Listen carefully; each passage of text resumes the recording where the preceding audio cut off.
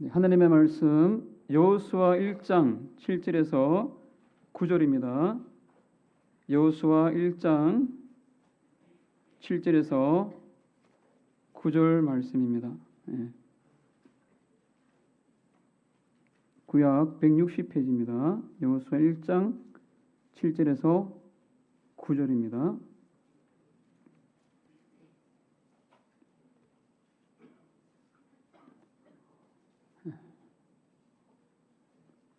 오직 너는 마음을 강하게 하고 극히 담대히 하여 나의 종 모세가 내게 명한 율법을 다 지켜 행하고 좌로나 우로나 치우치지 말라.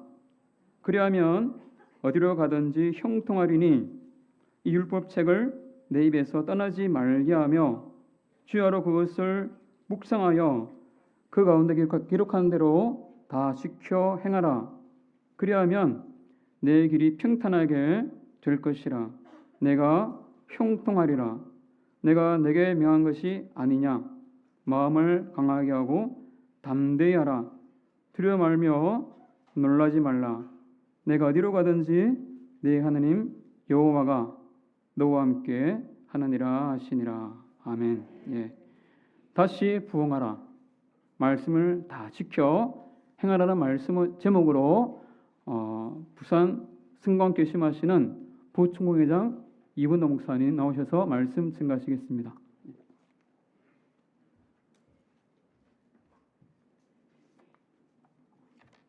예, 우리 옆 사람하고 이렇게 인사하기를 바랍니다. 이 시간도 귀한 시간 꼭 은혜 받읍시다.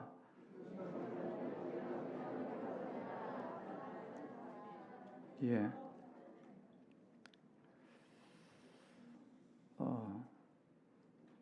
딴 이야기 잠깐 하고 하겠습니다. 요즘 교회들이 어떠냐 하니까 젊은 청년들이, 학생들이 인사를 안 합니다. 인사를 잘 안 하고 그냥 어른들 보면 쳐다만 보거든요.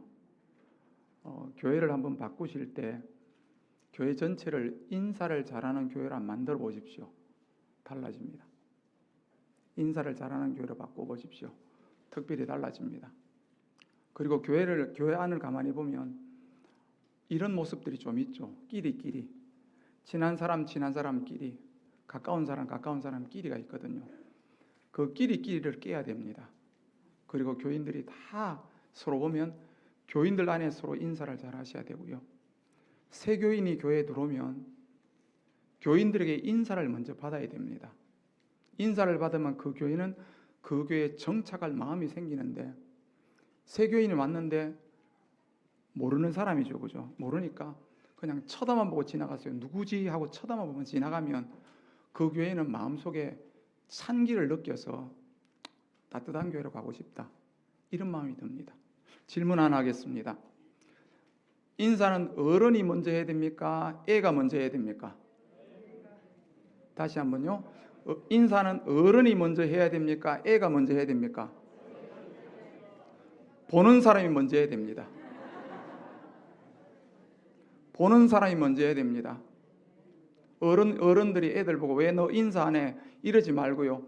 어른이 애를 보고도 먼저 인사해 보십시오. 인사합니다. 교회를 바꿔보십시오. 교회에 휴지가 있습니다. 누가 주셔야 됩니까? 먼저 보는 사람이 주는 겁니다. 왜 청소 안 했어가 아니고 보는 사람이 먼저 하는 겁니다. 교회 분위기가 달라지게 될 줄 믿습니다. 다시 부응하라. 오전은 두 번째 시간입니다. 새벽 말씀을 안 들으신 분들이 있어서 또 새벽에 양을 다 못 채우신 분들이 있어서 조금만 복습하겠습니다. 은혜가 꼭 되시기를 바랍니다. 저희 교회 집사님 딸이 아주 작은 커피점을 아파트 단지 앞에 냈습니다. 그 커피점 3층이 얼마나 작든지 들어가서 먹을 자리는 없었습니다. 그래서 커피를 포장만 해서 가야 되는 그런 작은 규모의 커피점을 하나 냈는데 커피점이 잘 됐습니다. 시간이 어느 정도 지난 뒤에 그 커피점을 그만두고 다른 일을, 다른 사업을 해보고 싶어서 그 커피점을 내놓았습니다. 그런데 커피점을 인수하겠다는 사람이 생겨서 권리금까지 받고 커피점을 넘겼습니다. 근데 그 커피점을 사려고 했던 사람이 왜 그 커피점, 아파트 단지 앞에 있는 작은, 들어가서 앉아서 먹을 자리도 없는 그 작은 커피점을 왜 살려고 했을까요? 앞에 하는 사람이 보니까 장사가 잘 되거든요. 그래서 나도 그 상점을, 커피점을 사면 장사가 잘 되겠지 하고 커피점을 샀습니다. 그리고 커피점을 장사를 했죠. 새벽 말씀 들으신 분 답을 알죠? 그 다음에 어떻게 됐을까요? 망했습니다. 제가 얼마 시간이 지난 뒤에 그 앞을 지나가 봤습니다. 일부러 지나가 봤습니다. 임대라고 붙었는데 상점이 안 나갑니다. 자, 기억하십시오. 같은 장소, 같은 환경에서 어떤 사람은 장사를 잘하고 돈을 벌어 나갔습니다. 같은 장소, 같은 환경에서 어떤 사람은 장사가 안 돼 문을 닫았습니다. 중요한 것은 뭐라고요? 사람입니다. 중요한 것은 사람입니다. 내가 어떤 사람인가를 생각하시기 바랍니다. 우리 교회를 생각하지 마시고요. 우리 가정, 우리 문제를 생각하지 마시고요. 내가 과연 하나님 앞에 어떤 사람인가를 생각하십시오. 우리 교회의 문제는 이렇게도 생각할 수 있습니다. 그게 내 안에 있지 않을까? 다시 한번요. 우리 교회의 문제가 어디 있다고요? 내 안에 있을 수가 있다는 겁니다. 우리 교단의 문제가 어디 있다고요?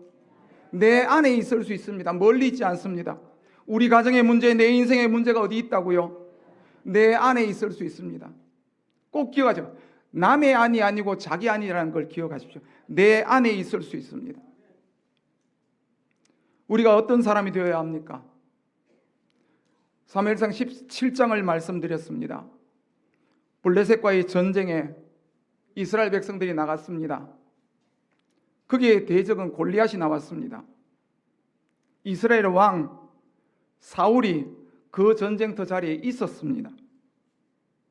다윗에게 큰 소리 치던 다윗의 형들도 그 전쟁터의 자리에 있었습니다. 그들은 왜 그 자리에 있어야 했습니까? 전쟁을 치기 위해 나간 겁니다. 그런데 그 골리앗을 감당할 수 있는 사람은 다윗 한 사람밖에 없었다는 것입니다. 지금 내가 이 자리에 왜 있어야 합니까? 내가 왜 자기 본교회 내 자리에 왜 있어야 합니까? 목사님은 왜 그 자리에 있어야 합니까? 장로님들은, 원사님들은, 집사님들은 왜 지금 본교회의 그 자리에 있어야 합니까? 우리가 이런 질문 하셔야 됩니다. 앉아있기 위해서가 아니라, 자리를 채우기 위해서가 아니라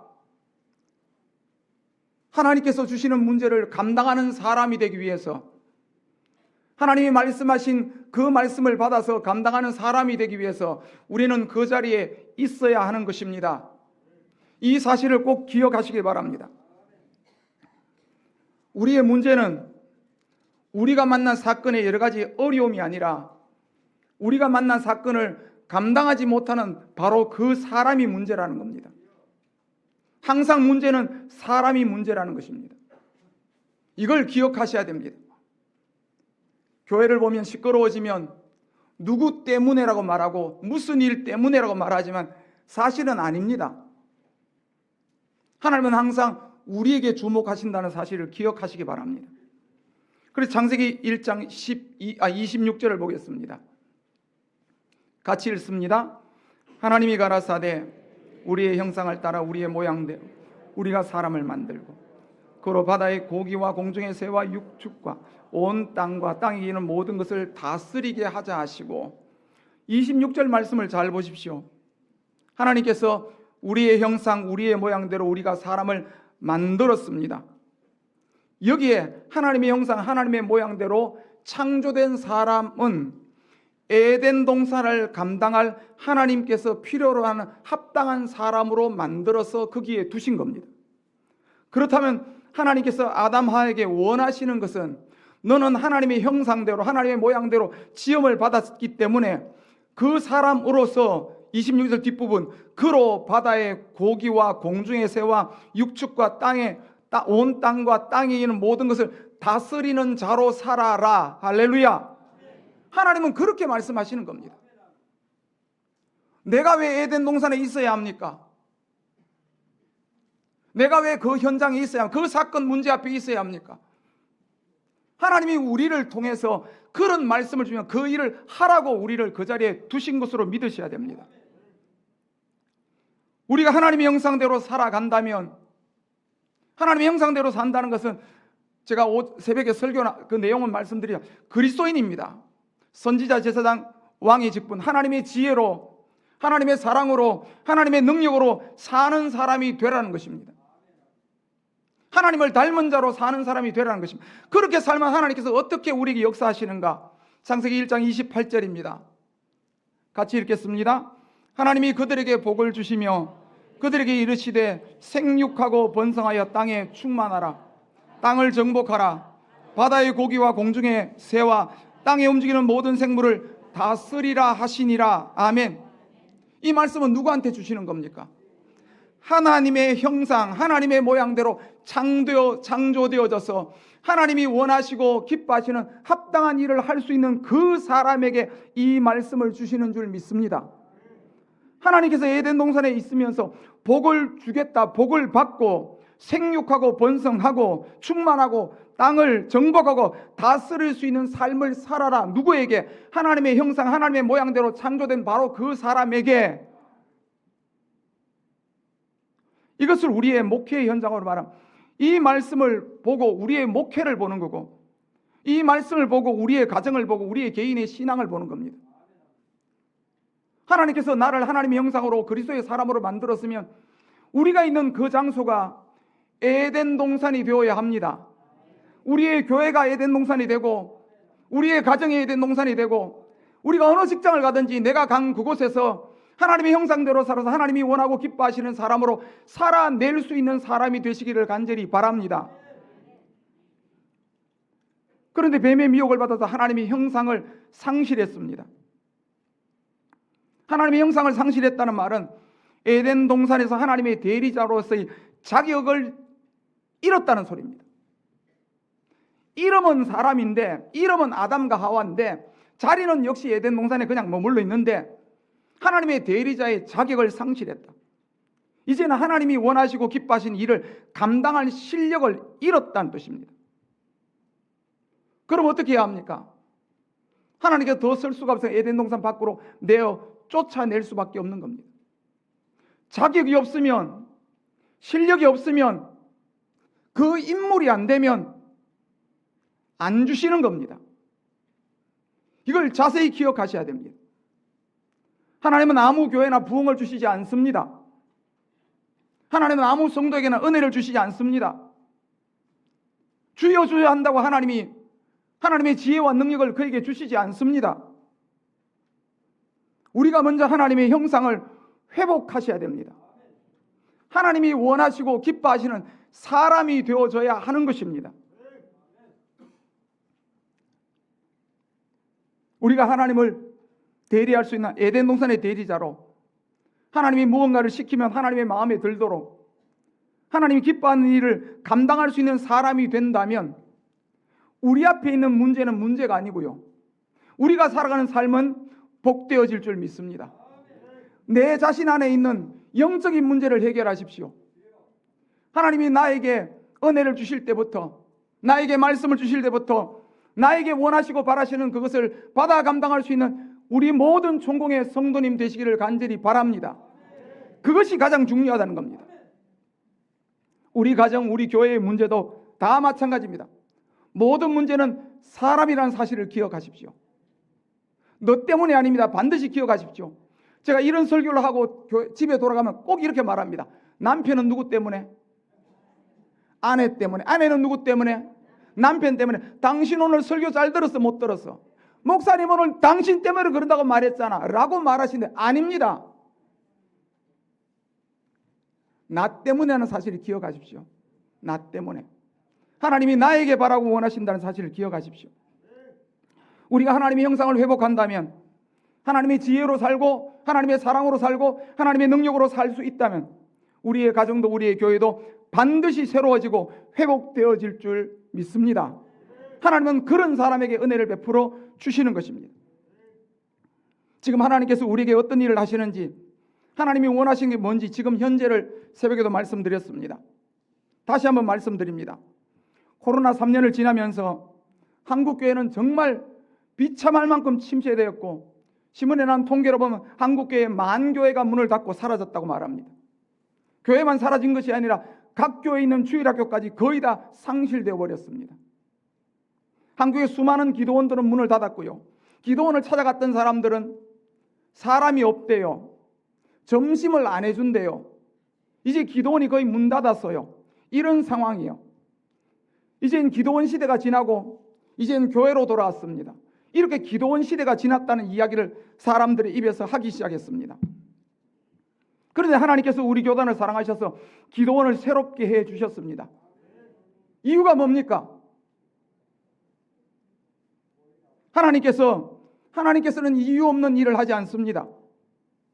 하나님께서는 필요 없는 일을 하시는 분이 아닙니다. 왜 하나님 지금 우리 교단의 기도원을 새롭게 해 주시는 것입니까? 하나님 아버지, 왜 지금 우리 기도원을, 우리는 그렇게 이름 있는 기도원도 아니고 잘난 기도원도 아닌데 그렇게 이름 있던 기도원들은 지금 개점 휴업 상태로 돌아가는데 왜 하나님 우리 기도원은 갈수록 좋아지는 것입니까? 하나님 왜 이렇게 하시는 겁니까? 라고 질문하셔야 됩니다. 또 기억해야 될 것은 기도원 공사를 할 때 우리 교단은 워낙 옛날부터 돈이 없고 연약해서 각 교회의 11조에 11조를 뽑아서 기도원 공사를 했습니다. 모든 교회의 11조가 이 기도원을 공사하는데 비용으로 들어갔습니다. 성도님들은 잘 기억하지 못할지라도 모든 성도의 주머니에서 나왔던 교회에 헌금했던 그 11조를 떼서 이 기도원이 공사되었다는 것입니다. 그러니까 무슨 뜻이냐 하니까 우리 각자가 헌금해서 이 기도원을 새롭게 수리를 했다는 뜻입니다. 누가 그렇게 하셨죠?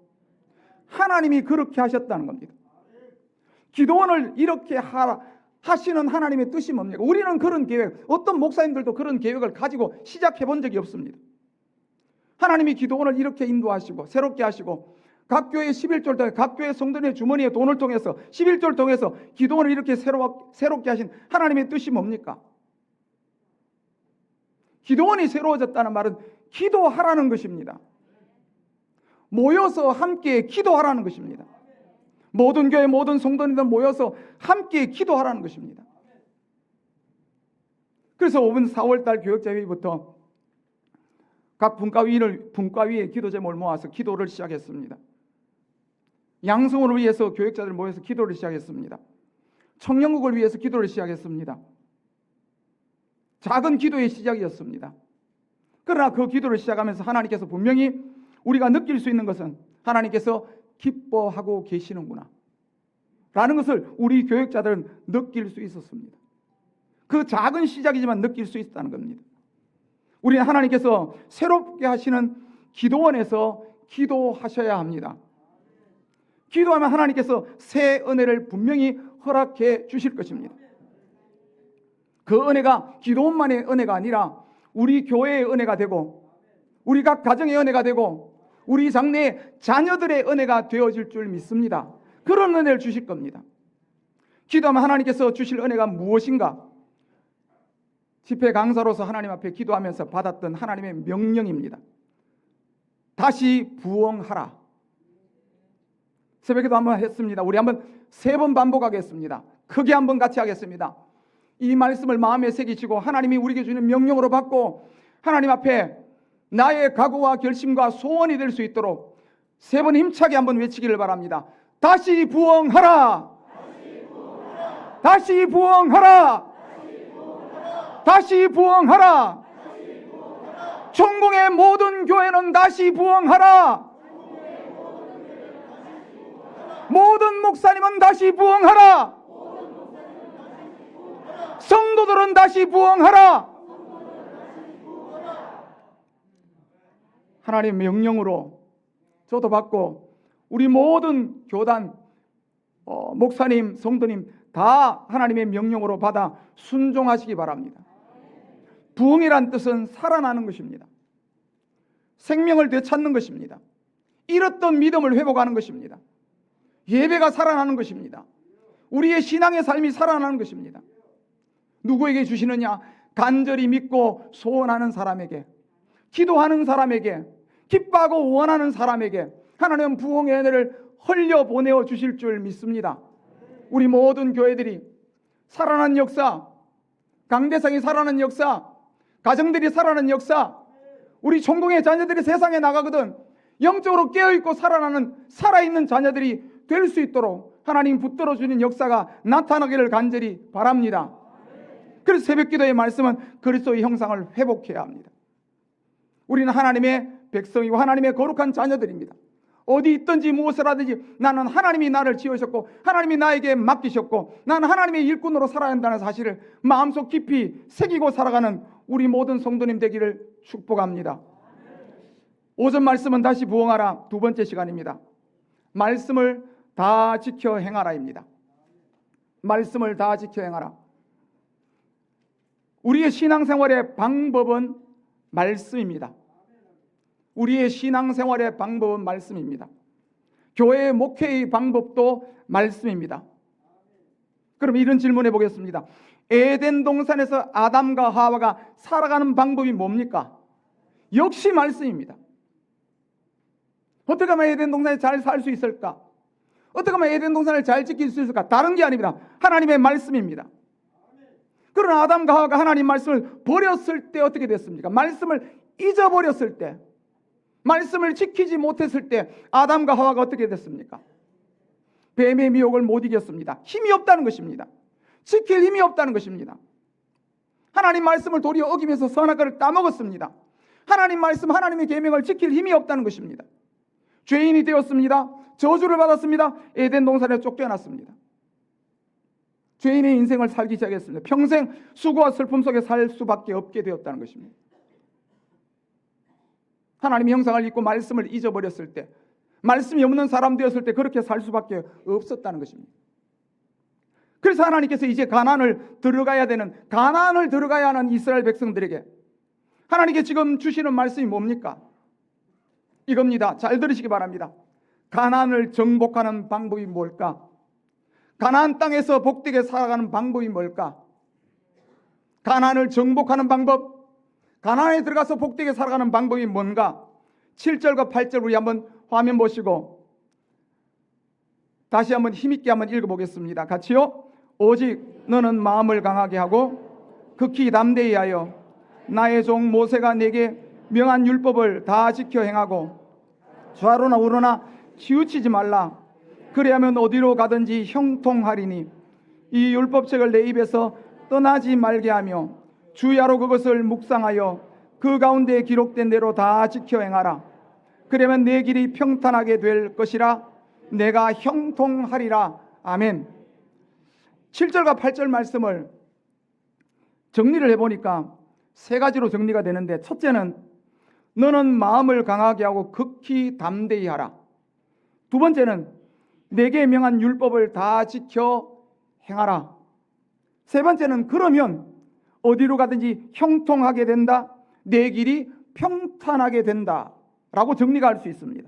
다시 한 말씀드립니다. 머리에 저는 설교 중에 몇 가지는 외우라 그럽니다. 첫째는 마음을 강하게 하고 담대히 하라.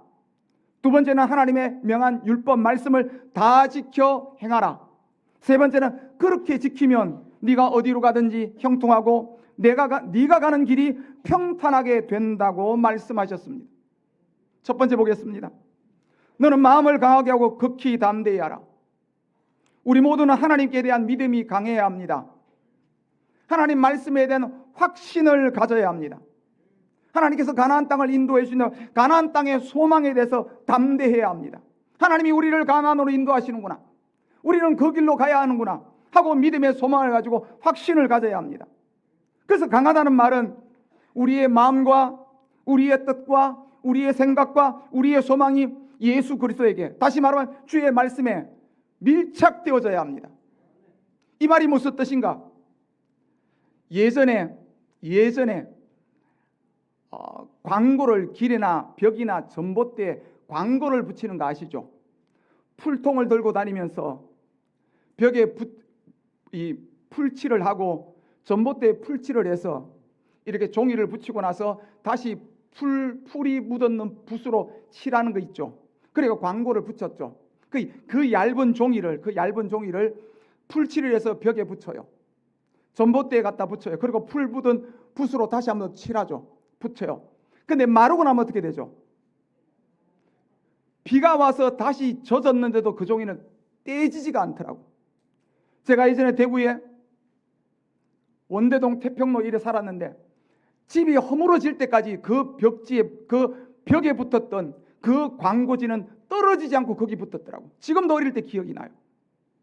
그게 무슨 말이냐니까 우리는 우리의 믿음은요 이렇습니다. 주님과 나 사이에, 말씀과 나 사이에 틈이 생기지 않도록, 이 말은 무슨 말? 틈이라는 말은 자기의 주관이 끼어들지 않도록, 살아가다가 자기의 염려, 불안이 끼어들지 않도록. 이스라엘 백성들이 광야를 갈 때 원망이 주님과 나 사이에, 주의 말씀과 나 사이에 원망이 끼어들지 않도록, 불안이 끼어들지 않도록 너는 주님에게 붙어 있어라. 주의 말씀을 강하게 믿고 담대한 그 소망을 가져라. 왜 우리의 삶에 불안의 소리가 덜컥거리며 나죠? 우리의 삶에서 왜 염려의 소리가 들리죠? 나사가 덜 쪼여져서, 덜 붙어서 그런 거예요. 완전히 붙어버리면 소리가 안 나요? 안 나는 겁니다. 왜 우리에게 염려가 들어오고 불안이 들어옵니까? 죽게 덜 붙어서 그런 거예요. 붙어버리면 소리가 안 나는 거예요. 야, 나는 예수를 아무리 믿어도 왜 걱정이 사라지지 않을까? 불안이 사라지지 않을까? 왜 이렇게 내 삶은 고달플까? 주님에게 붙으려면 다 붙어버리면 되는데 덜 붙어버리니까 소리가 나는 거 아닙니까? 여기에 마음을 강하게 하고 담대히 하라는 말은 주님에게 완전히 믿어버려라. 주의 말씀을 온전히 믿어버려라. 하나님이 그렇게 말씀하시는 거. 주만 믿고 주의 말씀 믿지 다른 거로 염려 걱정하지 마라. 왜 틈이 생겨 바람이 들어가고 그 염려 걱정을 끼워넣냐? 그러니까 너 인생이 고달플 뿐이다. 예수를 믿어도 계속 시달리며 예수를 믿는 우리가 되시기를 바랍니까? 아니면 예수를 믿는 모든 평안과 걱정, 염려를 다 맡겨버리고 하나님이 주는 평안을 누리기를 원하십니까? 주님에게 완전히 붙어버리고 말씀에 의지해버리고 우리의 마음과 우리의 심령의 삶이 강건하여지기를 주의 이름으로 축복합니다. 이렇게 되셔야 되는 것입니다. 두 번째는요, 내게 명한 율법을 다 지켜 행하라. 하나님께 주신 말씀을 다 지키라는 말입니다. 하나님 말씀을 다 지키려면 본문 8절 위에 보면 이렇게 나옵니다. 하나님 말씀을 내가 어떻게 다 지켜? 라고 생각하겠지만 이렇게 말씀합니다. 이 율법책을 내 입에서 떠나지 말게 하며 주야로 그것을 묵상해 봐라. 하나님이 그렇게 말씀하십니다. 내 입에서 하나님이 주는 말씀을 입에서 떠나지 말게 하며 그것을 주야로 묵상하라는 이야기입니다. 이것이 뭐냐? 우리 자신을 하나님의 말씀으로 충만하게 만드는 방법입니다. 저는 우리 교회 성도님들한테 계속 강조하는 그겁니다. 말씀 잊어버리지 마시라고. 길을 걸어갈 때도 말씀 묵상하시고, 신호등을 건널 때도 말씀 묵상하시고, 버스를 기다리면서 말씀 묵상하시라고. 혹시나 주일날 들었던 말씀, 새벽기도 말씀, 수요일 금요일 예배 말씀이 기억나지 않거든. 신호등 앞에 서서 주기도문이라도 외우시라고. 다 지키지는 않습니다. 우리 교회인데 다 하지는 않습니다. 그렇게 되면 제가 얼마나 좋겠습니까? 하려고 노력하는 겁니다. 저도 설교를 하고 저도 지켜 살려고 엄청나게 애를 씁니다. 교인들이 솔직히 고백을 많이 합니다. 교육자 회의를 오면서 차 타고 갈 때 저 혼자 타고 오면요, 제 차 안에는 뭐냐? 부흥 집회입니다. 정말 제 자신의 찬송이 끊이지 않고요, 기도가 끊이지 않습니다. 때로는 어떤 때는요, 눈물 흘리며 찬송하고 하나님께 기도하며 갑니다. 왜요? 내 입에서 하나님 말씀을 떠나지 않게 하고 주야로 그것을 묵상할 때 하나님이 나를 바꿔주시고 내 심령에 딴 생각, 염려, 걱정이 들어오지 않도록 하나님이 말씀으로 나를 만들어주시는 과정이 이런 말씀이라는 것. 떠나지 않게 하고 묵상할 때 우리는 하나님의 말씀의 사람으로 변화되어져서 하나님 말씀을 지키고 하나님 말씀의 사람이 되어져 가고 있는 것입니다. 이걸 하시라는 겁니다. 하나님이. 아니 그걸 다 어떻게 지켜? 아니요, 할 수 있습니다. 입에서 떠나지 말게 하고 주야로 그것을 묵상해보라는 겁니다. 할 수 있다고 믿습니다. 우리가 그렇게 하지 않기 때문에 힘들다고, 어렵다고, 신앙생활하는 게 너무 힘들어서 어렵다고 말씀을 하시지만은 아니요, 할 수 있습니다. 잊어버리지 않으려고 노력해보는 겁니다. 말씀을 기억하려고 노력하는 겁니다. 말씀을 묵상하려고 노력하는 것입니다. 하나님 말씀이 우리의 마음과 우리의 삶을 지켜 인도해 주실 줄 믿습니다. 세 번째, 그러면 어디를 가든지 형통하리라, 내 길이 평탄하게 될 것이라 말씀하셨습니다. 하나님을 담대히 믿고 1번, 말씀을 다 지켜 행하면 2번, 너의 가는 길은 하나님이 너를 인도해 주신다. 하나님이 너를 어디로 인도해 주신다? 평탄한 길로, 형통의 길로 인도해 주신다 라고 하나님이 약속하시는 겁니다. 이 말씀은 뭐냐? 우리가 하나님의 말씀을 믿는 사람이 된다면 하나님 말씀이 우리 안에서 일하시게 된다. 하나님 말씀이 우리 안에서 역사하시게 된다. 하나님 말씀이 우리를 형통하도록 우리를 이끌어 주실 것이고 우리의 삶은 하나님이 이루어 주실 것이다. 그렇게 가는 겁니다. 우리 모두 하나님의 사람이 되시고 말씀의 사람이 되시기를 바랍니다. 말씀을 주야로 묵상하는 은혜가 있기를 바랍니다. 하나님이 인도하시는, 다시 말하면 하나님의 말씀이 나를 인도하는, 하나님의 말씀이 나의 생각과 나의 삶을 인도하는 하나님의 인도를 경험하는 저희들 다 되시기를 간절히 바랍니다. 이것이 뭔가, 이 세 가지가 뭔가? 가난을 정복하는 하나님의 방법입니다. 가난을 정복하는, 가난에 들어가는 하나님의 방법이 금방 말씀드린 세 가지입니다. 이것이 이스라엘 백성들이 하나님을 따라가는 방법이요, 하나님의 백성들이 복되고 형통하게 살아가는 방법입니다. 이 말씀은 그대로 우리에게로 가져오겠습니다. 이것이 뭐냐? 우리가 예수를 잘 믿는 방법입니다. 똑같습니다. 우리가 예수를 잘 믿는 방법, 우리 가정이 복을 받는 방법, 우리 교회가 부흥하는 방법은 똑같습니다. 할렐루야. 우리는 가나안을 가지 않습니다. 우리는 여리고 전쟁을 하러 가지 않습니다. 그러나 하나님의 말씀을 그대로 받아서 지금 우리의 삶에서 하나님의 방법을 사용하는 우리들 되기를 간절히 바랍니다. 다시 한번 기억해 볼까요? 첫 번째 뭐라고요? 마음을 강하게 하고 담대히 하시기를 바랍니다. 두 번째, 하나님 말씀을 다 지켜 행하라, 묵상하시기 바랍니다. 세 번째, 하나님께서 그러면 우리의 가는 길을 형통하게 인도해 주실 것입니다. 하나님의 말씀과 하나님과 나와의 관계 틈이 없도록 만드시기 바랍니다. 그렇게 신앙생활을 노력하시기 바랍니다. 그러면 그렇게 하기 위해서 우리는 주야로 말씀을 묵상하는 겁니다. 하나님이 하나님 말씀이 나의 모든 생각과 마음과 뜻을 인도해 주실 때에 우리의 가는 길이 하나님의 주권 안에서 형통의 길을 찾아 나갈 수 있도록 인도해 주시는 것입니다. 믿는 성도가 살아가는 방법은 하나님의 말씀입니다.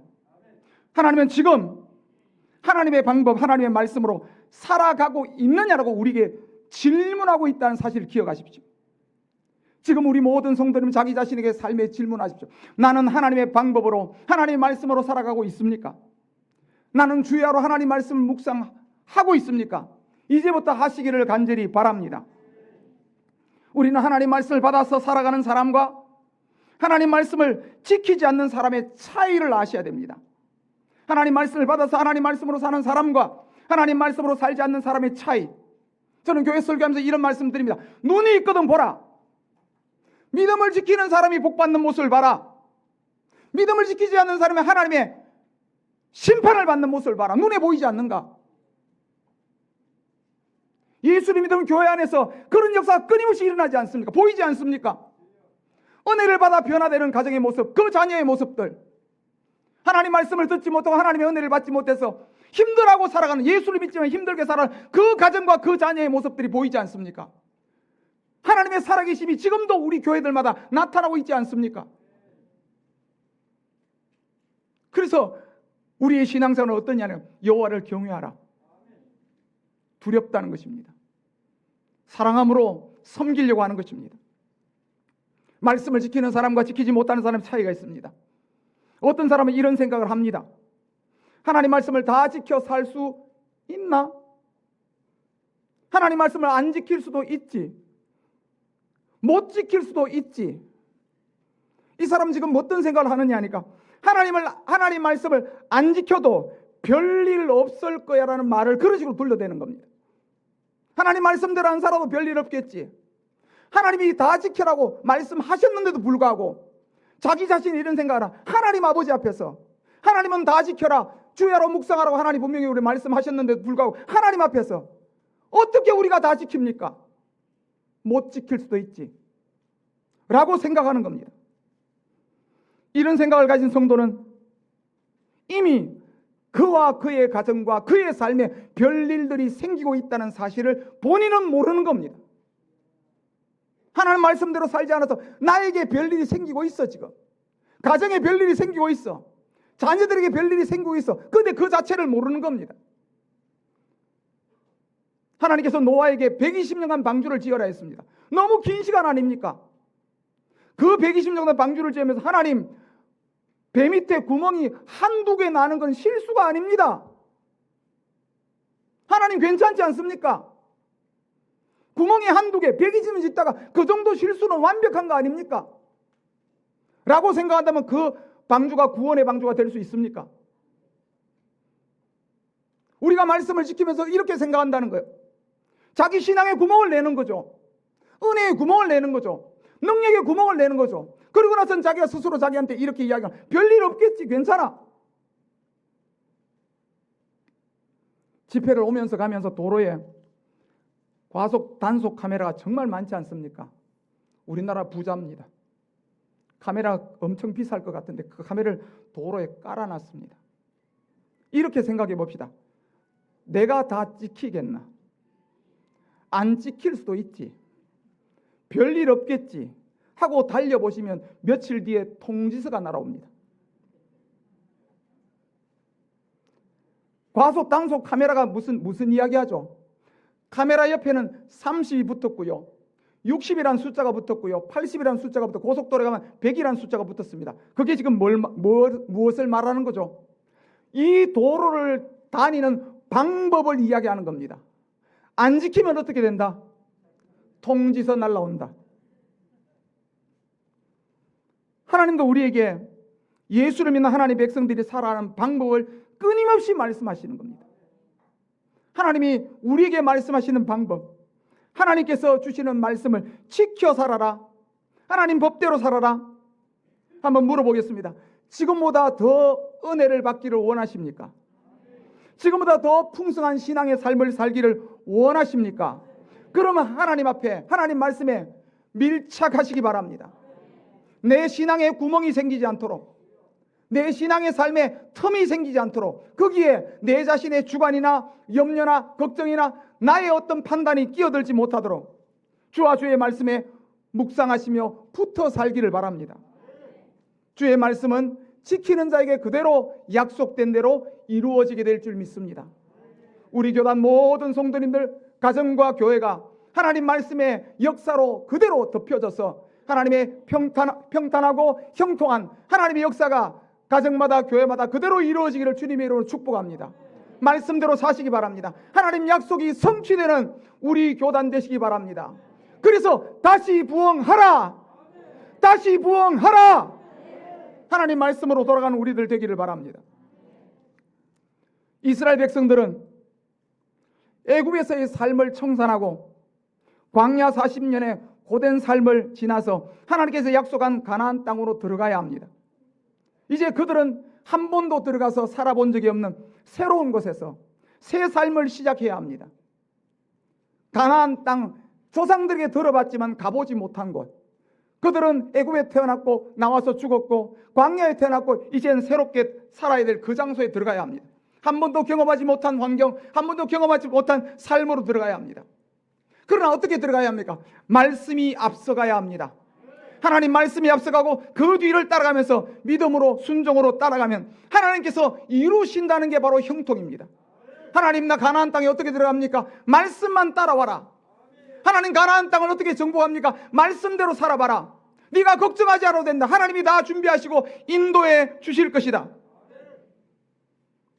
우리가 살아가다가 문제가 생기고 힘든 상태를 만나거든 그 자체를 바라보지 마십시오. 문제를, 근심을, 고민을 쳐다보지 마십시오.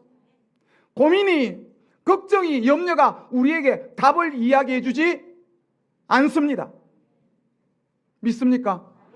고민을 생각하고 걱정을 더 많이 하면요, 걱정과 고민만 쌓이지 그것이 우리에게 답을 주지 않습니다. 꼭 기억하시기 바랍니다. 애들을 키우다 보면요, 애들이 개가 무서워요. 엄마가 애 얼굴을 잡고 보지 마. 엄마가 탁 끌어안고 가자 이러면 애가 어떻게 해요? 애들은 꼭 쳐다보려고. 개 보지 말라니까 무섭다고. 쳐다보지 말라고. 엄마가 딱 끌어안고 품에 안고 땡겨오면요, 꼭 울면서 고함치면 꼭 쳐다보려고. 왜 그렇죠? 그게 우리예요. 걱정이요, 하나님이 염려를 하지 말라 그랬거든요. 그런데 염려를 언제 하냐? 이부자리에 가서 또 염려하고, 얼마나 부지런한지 잠도 안 자고 염려하고, 내일 아침에 눈 뜨면 또 염려하고, 교회 와서 기도할 때 또 그 염려하고, 하나님 앞에 하나님이 그만하라 그래도 또 염려하고. 주의합니다. 답답하지 않습니까? 하나님 바라보면 될 텐데, 하나님 주시는 말씀을 받아서 지킬 마음을 가지면 변할 텐데, 하나님이 맡기면 하나님이 인도해 주실 텐데, 염려를 끝까지 붙잡고 고민을 끝까지 붙잡고 있다고 답이 나옵니까? 삶이 풀립니까? 우리는 새 길을 가려고 합니다. 우리는 새로운 목회, 새로운 신앙, 새로운 교회단, 새로운 교회, 새로운 가정을 만들기를 원합니다. 하나님 아버지 앞에서 말씀의 은혜를 받으시고 하나님께 주시는 말씀을 따라갈 때 우리의 삶이 새로운 은혜로 덧입혀지고, 하나님께서 우리에게 주시는 부흥의 역사가 지금 이 순간부터 시작될 줄 믿습니다. 하나님은 역사를 시작하셨습니다. 말씀을 듣고 아멘 하시는 모든 심령에 하나님 성령의 불을 허락하여 주옵소서. 말씀을 허락하여 주옵소서. 기도의 문을 열어 주옵소서. 가정을 변화시켜 주옵소서. 예배당 교회들마다 하나님의 변화의 역사를 일으켜 주옵소서. 예전부터 우리 교단은 가진 것이 없었습니다. 인물도 없었습니다. 그래서 우리는 행복했습니다. 우리 교인들의 그런 이야기 합니다. 부동산이 올라가도 걱정할 게 있나? 금리가 올라가도 걱정할 게 있나? 왜요? 가진 게 없으니까. 하나님의 은혜입니다. 우리 교단은 가진 게 없었습니다. 인물도 없었습니다. 그런데 우리 교단은 어떤 교단이었냐면 말씀 듣기 위해서 모였던 교단이었고, 말씀 듣고 나면 기도하기에 산기도 같던 교단이었습니다. 그때는 은혜가 있었어 없었어요? 있었습니다. 교회들은 작아도 은혜가 있었고 능력은 있었습니다. 그럼 이렇게 물어봅시다. 지금도 그게 가능할까 안 할까요? 지금도 됩니다. 그런데 왜 안 되죠? 그때처럼 안 해서 그렇죠. 이제 본문으로 갑니다. 하나님께서 우리 교단을 어디로 인도하고 싶으냐 하니까 적과 꿀이 흐르는 가나안 땅으로 인도하고 싶은 거예요. 하나님의 복지로 인도하고 싶은 거예요. 다시 부흥하라는 말씀을 주시면서 우리 교단을 새롭게 인도하고 싶은 거예요. 하나님, 가나안은 힘으로 정복하는 데가 아니고 하나님 말씀으로 들어가는 곳인 줄 믿습니다. 하나님, 우리의 복된 삶은 하나님 말씀 순종으로 되어진 줄 믿습니다. 이제 본문 설교를 들어가려고 합니다. 지금 오늘 이 자리에 계시는 모든 분들의 마음속에 하나님 말씀 다 믿을 수 있나? 다 지킬 수 있나? 내가 얼마나 바쁜 사람인데, 나는 일도 많은데, 나는 여러 가지 볼 일이 많은데 라고 하시는 마음들 다 내려놓으시기 바랍니다. 내려놓으셔야 됩니다. 하나님은 책임은 하나님이 지고, 먹고 사는 것도 하나님이 책임지고, 우리의 은혜도 하나님이 인도해 주신다고 믿고 아멘 하시기 바랍니다. 하나님이 하시는 겁니다. 하나님이 이스라엘 백성들에게 요단강을 건너가는 방법을 말씀하십니다. 요단강을 어떻게 건너야 되는가? 여호수아 3장 15절에서 17절 말씀 보겠습니다. 우리 같이 읽겠습니다. 요단이 몸에 거두는 시기에는 항상 언덕에 넘쳤더라. 궤를 맨 자들이 요단의 이름에, 궤를 맨 제사장들이 발이 물에 잠기자 곧 위에서부터 흘러내리던 물이 거쳐서 심히 멀리 사르단에 가까운 아담 읍 변방에 일어나 쌓이고, 아라바의 바다 여매로 향하여 흘러가는 물은 완전히 끊어지며 백성이 여리고 앞으로 바로 건널새. 여호와의 언약궤를 맨 제사장들은 요단 가운데 마른 땅에 굳게 섰고, 온 이스라엘 백성은 마른 땅으로 행하여 요단을 건너니라. 아멘. 요단의 언덕에 물이 넘쳐서 흐르고 있다고 이 성경은 분명히 기록합니다. 상상해 보십시오. 제가 상상을 했습니다. 예전에 대구 노곡동 집회 그 금호강이거든요. 거기에 물이 가득히 차고 흘러 넘치다고 생각해 보십시오. 그 강을 건너가야 될 생각하면 사람들은 걱정 앞서고 힘들고 어렵겠죠. 저걸 어떻게 건너냐고 생각하겠죠. 그러나 하나님은 건너는 방법을 하나님은 이렇게 말씀해요. 다른 생각과 염려가 아니고 하나님의 말씀이면 건너갈 수 있다. 이 말이 무슨 말이야? 하나님이면 할 수 있다. 우리의 염려와 걱정이 방법이 아니라 하나님이면 할 수 있다. 그 방법입니다. 다른 게 아니라 하나님께서 아주 간단합니다. 궤를 맨 제사장이 요단강에 먼저 들어가면 물은 끊어진다. 그 다음 백성들은 따라 건너면 된다. 어떤 면에서 하나님은요, 우리의 고민과 걱정보다 너무 단순하신 분이에요. 하나님이 이렇게 말하면 됩니다. 하나님이 그렇게 하라고 하셨어. 끝입니다. 그 말씀을 받을 때까지 있다가 그 말씀을 받으면 끝입니다. 하나님이 하라고 하셨어. 그럼 믿으면 되고 순종하면 됩니다. 누가 책임지죠? 하나님이 책임지는 거예요. 받은 말씀을 잊어버리고, 말씀은 구하지는 않고, 말씀을 찾지는 않고 혼자 끙끙거리고 근심하고 걱정하고 있다면 안 된다는 겁니다.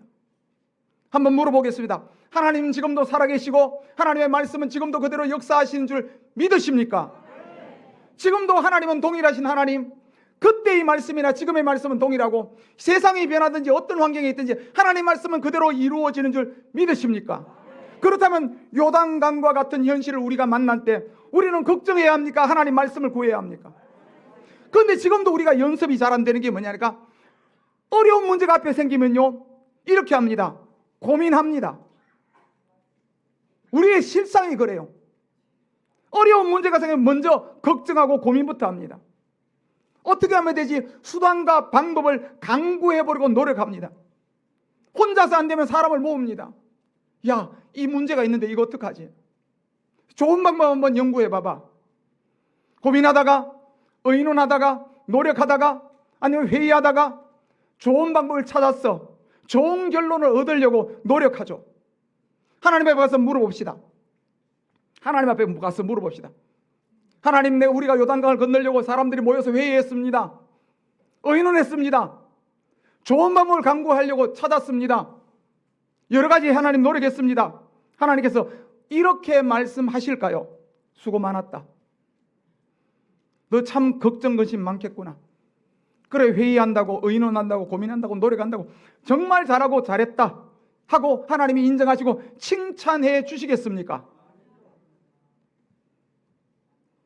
일 잘못하면 실컷 노력하고 실컷 고민하고 실컷 애쓰고 하나님 앞에는 꾸중만 들을 수 있다는 사실을 아셔야 됩니다. 하나님은 이미 이렇게 말씀합니다. 내가 너에게 이미 준 말씀이 있다. 내가 너에게 이미 선포한 말씀이 있다. 하나님은 하나님의 말씀대로 하나님의 뜻대로 믿고 행하기만 하면 그것이 곧 방법이다. 우리의 신앙은 하나님의 말씀이 방법입니다. 우리의 가정, 우리의 목회, 우리의 살아가는 삶의 방법은 하나님의 말씀입니다. 걱정할 시간에 뭐 하라고요? 교회에서 이렇게 말합니다. 염려할 시간에 기도하십시오라고 말합니다. 염려만 해도 칭찬 듣는 게 아니고요, 고민만 했다고 칭찬 듣는 게 아니라 하나님 앞에 도리어 혼날 수도 있다는 사실을 기억하셔야 됩니다. 하나님, 교회를 위해 염려했습니다. 걱정해서 고민했습니다. 하나님 앞에 잘못하면 혼날 수 있습니다. 너무 간단하지 않습니까? 하나님 말씀을 받기만 하면, 하나님이 이렇게 하라고 하셨어라는 말씀을 받기만 하면 우리의 삶은 달라지는 겁니다. 요단강 어떻게 건너죠? 신경 쓰지 마라. 궤를 맨 제사장이 먼저 들어가고 물이 끊기면 백성들이 건너가면 된다. 할렐루야. 하나님 말씀에 귀를 기울이시기 바랍니다. 지금 우리가 고민하고 걱정하고 염려할 때가 아니라는 사실을 기억하십시오. 하나님 말씀을 들으려고 귀를 여시고, 하나님 말씀을 들었으면 기도하려고 노력하시고, 하나님 말씀을 들었으면 그 다음엔 그 말씀을 다 지켜 행하려고 순종의 삶을 살아갈 때, 우리의 신앙의 방법은 하나님의 방법으로, 우리의 목회의 방법은 하나님의 방법으로, 우리의 삶은 하나님의 방법으로 형통의 길을 가게 될 줄 믿습니다. 종의 말이 아니고 이건 하나님의 말씀입니다. 하나님이 그렇게 하신다고 말씀하셨기 때문에 저는 그 사실을 믿고 오늘 여기에서 하나님의 말씀을 대언하고 있는 것입니다. 하나님 말씀을 그대로 믿으시기 바랍니다. 걱정 염려의 틈을 하나님 앞에서 보이지 말고 하나님께 붙어있고, 하나님 말씀에 붙어있고, 염려 걱정할 시간에 하나님 말씀하여 주옵소서, 하나님 나에게 기도의 시간을 주옵소서, 하나님의 은혜와 능력을 받아 살게 도와달라고, 그렇게 살아가는 우리 총공의 모든 교회와 성도님 되시기를 주의 이름으로 축복합니다. 할렐루야. 이스라엘 백성들이 여리고 전투를 하는 것도 꼭 마찬가지입니다. 제가 미리 말씀드립니다. 여리고 성을 점령하는 것은 제가 볼 때는 전쟁이 아니라 순종입니다. 여리고 성의 전쟁은, 전투라고 말하고 전쟁이라고 말하고 전쟁이 아니라 하나님 말씀의 순종이었습니다. 여호수아 6장 2절에서부터 5절 말씀 보겠습니다. 2절에서 5절까지 우리 같이 읽겠습니다. 여호와께서 여호수아에게 이르시되, 보라, 내가 여리고와 그 왕과 용사들을 내 손에 붙였으니 너희 모든 군사는 성 주위를 매일 한 번씩 돌되 엿새 동안을 거리하라. 제사장 7번 7 양만 나팔을 잡고 언약궤 앞에서 행할 것이요, 제7일에는 성을 7번 돌며 제사장들은 나팔을 불 것이며, 제사장들이 양각 나팔을 길게 울려 불어서 그 나팔 소리가 너에게 들릴 때에는 백성은 다 큰 소리로 외쳐 부를 것이라. 그래야면 그 성벽이 무너져 내리리니 백성은 각기 앞으로 올라갈지니라 하시매. 아멘. 2절 다시 한번 보겠습니다. 2절 보시면은 여호와께서 여호수아에게 이르시되, 보라, 내가 여리고와 그 왕과 용사를 내 손에 붙였으니, 무슨 말이냐? 하나님은 이미 결론이 났습니다. 하나님은 말씀하시고 말씀을 이미 다 하나님 안에는 완성하고 시작하시는데 3절부터 뭐라고 말씀해? 성을 매일 한 번씩 돌아라. 제사장 7번 양각 나팔을 잡고 언약궤 앞에서 행하라. 제7일째는 7번 돌아라. 그리고 제사장들 양각 나팔을 길게 울려볼 때, 그 소리를 들을 때 백성들은 그 다음에 고함을 쳐라. 이 말씀에서 보면 이렇습니다. 하나님은 이미 여리고와 그 왕과 용사를 이스라엘 백성들의 손에 붙였다는 결론을 내려놓으시고 이스라엘 백성들에게 성을 돌아라, 하나님이 그렇게 말씀하셨다는 겁니다. 여기서 기억하셔야 됩니다. 여리고 성의 상태가 어떤지, 얼마나 강한지 이런 건 생각할 이유가 없습니다. 생각할 필요가 없습니다. 하나님 말씀을 우리가 믿고 순종하면 여리고 성은 무너지는 겁니다. 하나님이 이미 내 손에, 이스라엘 백성들의 손에 붙였다고 말씀하시기 때문에 이미 이긴 겁니다. 뭐만 하면, 믿고 순종만 하면 여리고 성은 소나기에 쥐어지는 겁니다. 그래서 우리가 하나님 말씀을 먼저 받는 것이 얼마나 중요한지, 하나님 말씀을 깨닫고 하나님 말씀을 확신하는 것이 얼마나 중요한지, 하나님 말씀을 받고도 떨고 있다면 그건 우리의 신앙에 문제가 있는 겁니다.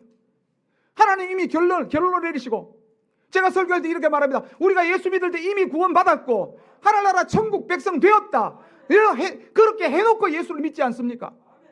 나중에 예수를 잘 믿으면 천국 갈지 몰라, 하나님 백성 될지 몰라가 아니라 예수 믿으면 이미 구원받았고 영생 받았고 하늘나라 백성 되어놓고 예수를 믿지 않습니까? 하나님이 결론이 났다니까요. 우리가 기억해야 되는 건 우리의 삶의 방법은 다른 게 없다는 겁니다. 하나님의 말씀이 우리가 세상을 이기는 방법입니다. 하나님 말씀이 우리의 신앙의 방법입니다. 믿으시길 바랍니다.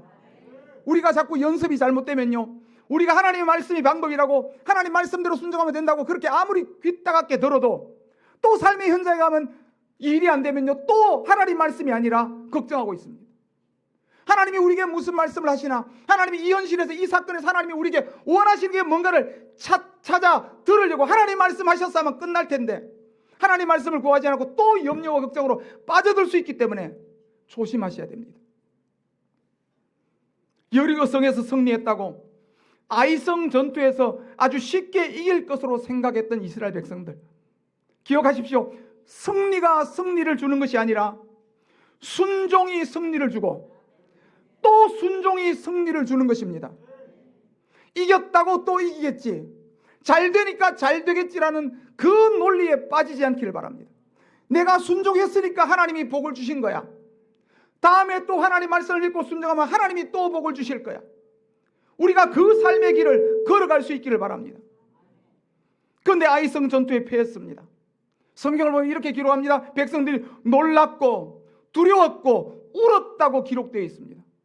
그 구절을 볼 때 이렇습니다. 승리했던 백성들이 하나님 말씀에 순종으로 승리한 게 아니라 자기 실력으로 승리했다고 생각하는 겁니다. 왜 울었습니까? 왜 두려워했습니까? 왜 놀랐습니까? 우리가 아이성 전투에서 패했으면 이렇게 답을 찾아야 되죠. 우리가 하나님 말씀 순종으로 여리고성을 이겼으면, 지금 아이성 전투에 졌으면 우리한테 문제가 있다 이래야 되면 왜 하나님 아이성 전투에 왜 졌습니까? 그리고 왜 낙심하고 울고 앉았습니까? 결국 하나님께서 물어보니까 하나님이 너희들 중에 하나님 말씀을 지키지 않는 한 사람이 있다. 하나님이 답을 주신 거예요. 순종하지 않아서 아이성 전투에 깨진 거 아닙니까? 교회를 다니고 예수를 믿으면서 예수를 믿는 성도들이 이런 마음을 가지고 살아가는 사람이 많습니다. 나 예수 믿어. 나 교회 다녀. 나 오늘도 예배 드렸어. 나 성경도 읽어. 하나님이 나와 함께 하셔.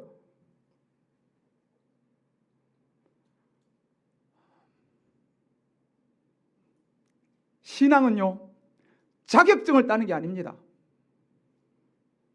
주의를 지켰다고요, 예배를 드렸다고, 성경을 봤다고요, 그게 중요한 게 아니라 그 순간순간마다 하나님 말씀을 묵상하며 지키는 사람으로 살아야 되는 것입니다. 우리 집안이 예수 믿는 집안이야. 나 교회 다녀서 몇 년, 10년 다녔어, 30년 다녔어. 자격증이 중요한 게 아니에요. 내가 누군지 알아? 우리 교회 장로야, 우리 교회 권사야, 안수 집사야. 중요한 게 아닙니다. 하나님은 누구를 보실까요? 믿고 지키는 자를 살펴보신다는 사실을 기억하시기 바랍니다. 하나님 말씀이 있는 사람, 하나님 말씀을 지키는 사람, 하나님 말씀에 순종하는 사람, 하나님 말씀에 소망하는 성도님 되시기를 간절히 바랍니다. 정말 중요하고 조심해야 될 거 하는 말씀드립니다. 여호수아 6장 10절입니다. 여호수아 6장 10절 같이 읽겠습니다. 여호수아가 백성에게 명하여 가로되 너희는 외치지 말며 너희 음성을 들내지 말며 너희 입에서 아무 말도 내지 말라. 그리하다가 내가 너희에게 명하여 외치라는 날에 외칠지어다 하고, 하나님께서 조심시키는 게 하나가 있습니다. 하나님 말씀 안에서, 말씀 앞에서, 하나님 말씀 앞에서 자기 말 하지 말라. 아멘 안 할 줄 알았습니다. 꼭 이럴 때는 우리 교인도 아멘 안 해요. 하나님의 말씀 앞에서 자기 말 하지 말라. 하나님 앞에 순종할 때 말하지 말라. 다시 말하면 바로 하겠습니다. 입 다물어. 이 말입니다. 자기 생각, 자기 뜻, 자기 주장 하지 말고 입 다물어. 이 말입니다. 하나님 말씀하시면 됐지. 하나님 말씀 순종하면 그만이지. 왜 입을 벌리냐는 겁니다. 신앙생활을 안 되게 하고 하나님의 은혜를 까먹는 게 뭔지 아십니까? 자기 말이에요. 자기 말. 자기 주장이요. 자기 의사예요. 말 많은 교회가 어떤 교회인지 아시죠? 말 많은 성도가 어떤 성도인지 아시죠? 만약에 여리고성 전투에서 하나님이 입담으로 했는데 말을 했으면 어떻게 됐을까요? 여리고성이 깨지는 게 아니라 너희들이 깨질 거라고. 내 말이 나의 인생을 깬단 말입니다. 나의 주장이, 나의 뜻이, 나의 말이 내 신앙을 부셔뜨리고 있을지도 모른다는 겁니다. 하나님 말씀하십니다. 하나님 앞에서, 하나님 말씀 앞에서 바로 갑니다. 입담으로 아멘 하시기 바랍니다. 하나님 앞에서, 하나님 말씀 앞에서 입담으로 조용한 교회가 되기를 바랍니다. 말 잘하는 사람이 이런 말 하죠. 내 말이 맞잖아. 내 말이 맞거든. 그러나 지금 이 본문을 보면 하나님이 맞는 말, 틀리는 말을 따지는 게 아니라 말하지 말라고 하는 거예요. 이해되십니까? 맞는 말을 하라, 틀린 말을 하라. 너희 말이 맞기 때문에 됐고 틀렸기 때문에 안 된다, 그 말이야. 말을 하지 말라는 거예요. 우리가 믿음과 순종 앞에서는 하나님을 믿는 믿음과 하나님 말씀에 순종하면 너의 말이 필요치 않다는 겁니다. 하나님 말씀하시면 하나님의 말씀으로 족하다. 할렐루야. 하나님 말씀은 하나님 말씀은 족하다는 겁니다. 그래서 저희 교회에서 이런 말을 간혹 합니다. 맞는 말로 사람 잡지 마라. 옳은 말로 사람을 때려잡으려고 해요. 말하지 말라는 겁니다. 내 말이 맞잖아가 아니라는 겁니다. 근데 맞는 말, 자기 말이 옳다고 말씀하시는 분들 보면 자기 생각과 자기 주장을 말하는데 가만히 보면 뒤에 순종이나 하나님의 은혜에 도움이 안 돼. 그래서 이런 말에 봐라, 안 된다 그랬잖아. 하지 말라 그랬잖아. 봐라, 내 말대로 안 되는 거 봐. 그 결론이 뭐냐? 자기 말은 안 되는 쪽의 결론이요. 이게 은혜가 됩니까? 이 교회가 되겠습니까? 기억하십시오. 하나님 앞에서는 우리의 입을 닫아야 합니다. 하나님 말씀 앞에서는 우리의 입을 닫아야 합니다. 그리고는 우리가 하나님을 묵상하며 하나님 말씀을 기억하며 하나님의 은혜를 사모하며 하나님의 역사를 사모하며 기다리는 우리들이 되기를 간절히 바랍니다.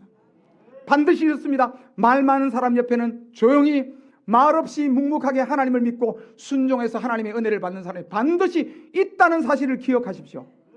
조용히 살아도 하나님 앞에 순종하며 살아도 하나님의 은혜를 받는 성도들이 옆에 있다는 사실을 꼭 기억하시기 바랍니다.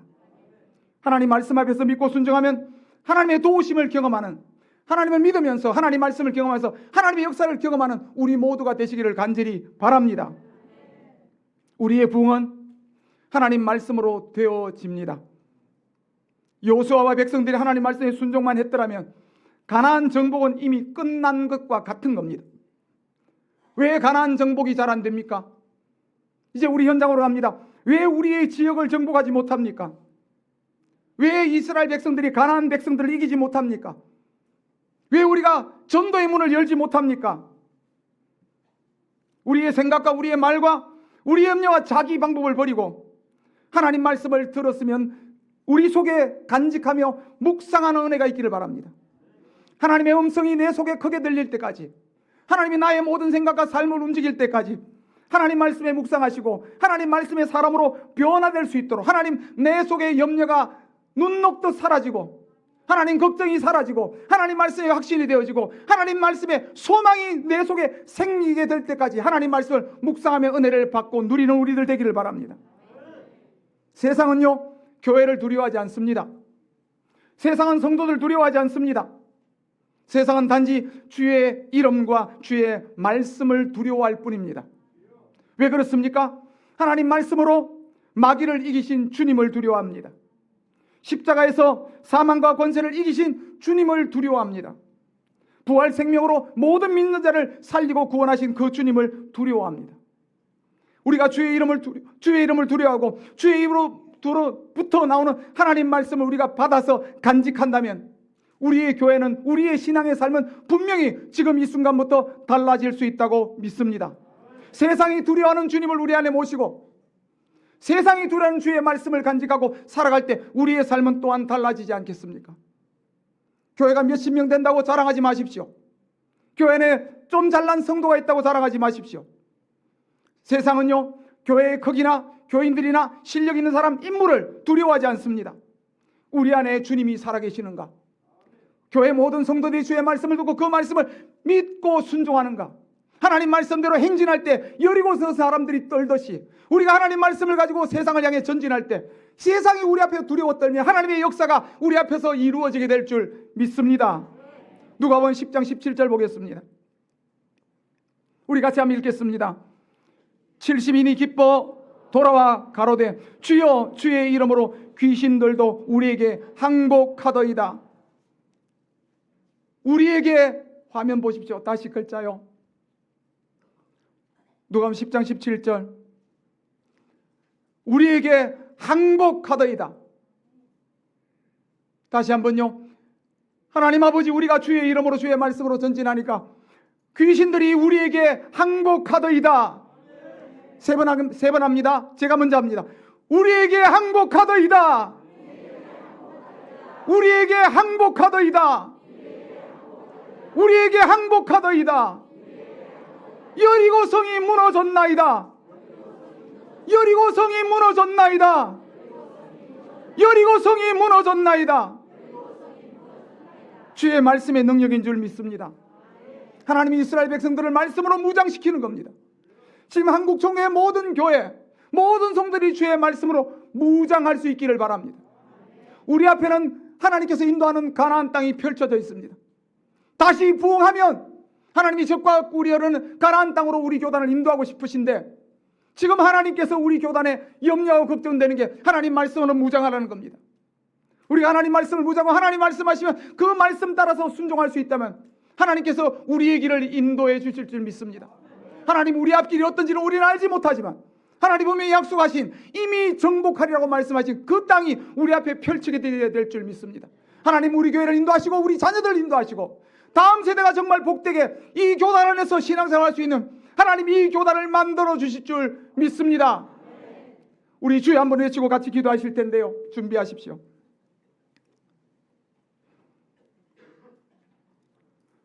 주여 말씀을 믿는 강하고 담대한 믿음을 주옵소서. 받은 말씀을 주야로 묵상하며 다 지켜 행할 수 있는 믿음을 주옵소서. 하나님께서 인도하여 주셔서 우리의 갈 길, 우리 가정의 갈 길, 우리 교회의 갈 길, 우리 교단의 갈 길을 하나님 형통과 평탄의 길로 인도하여 주옵소서. 우리는 주의 말씀 듣고 순종하겠나이다. 우리 한번 주여 한번 외치면서 간절히 하나님 앞에 통성으로 기도하며 나갑니다.